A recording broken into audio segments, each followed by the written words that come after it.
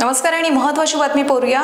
मूर्तिजापूर व दर्यापूर तालुक्याच्या सीमेवर असलेल्या पूर्णा नदी तीरावर पश्चिम विदर्भातील शिवभक्तांची काशी असलेले तीर्थक्षेत्र लक्षेश्वर संस्थान लागपुरी येथे श्रावण मास व कावड यात्रा निमित्त सायंकाळी अकोला जिल्हा पोलीस अधीक्षक अर्पित चंडक यांनी पाहणी दौरा केला होता।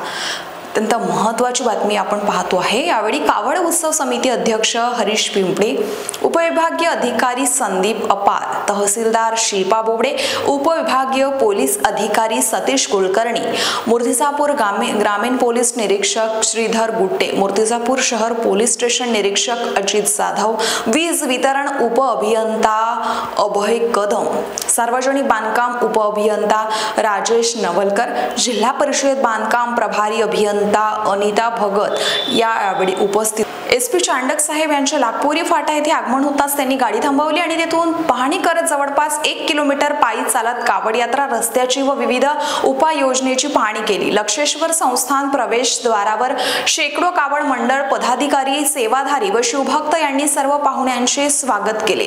भगवान लक्षेश्वराचे पूजन करून मंदिर परिसराची पाहणी करण्यात आली।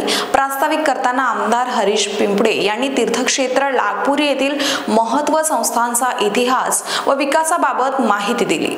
नंतर एसपी चांडक यांनी कावड यात्रा संबंधित सर्व विभागाचे अधिकारी व कावड मंडळ पदाधिकारी, संस्थांचे सेवाधारी यांना मार्गदर्शन करून आयोजनाबाबत समाधान व्यक्त केले। माझा मीटिंग टाइम आहे, कधी पण आपण येऊ भेटू शकता आणि आपली जे काही समस्या निराकरण त्याचं आम्ही निराकरण करू। आणि परत मी आमदार महोदयांचा एकदा म्हणजे त्यांना धन्यवाद करतो आणि सर्वांचा आपला धन्यवाद करतो की एक छान एक मीटिंग झाली आणि एक सुरुवात झाली आपले मूर्तिजापूर कावड महोत्सव, मूर्तिजापूर शहराचे कावड महोत्सव मध्ये। आणि खूप एक छान असा एक उत्सव होईल आणि आनंदित पार पडतील, शांततेत पार पडतील, हे मी आपली गवाही देतो आणि जय हिंद।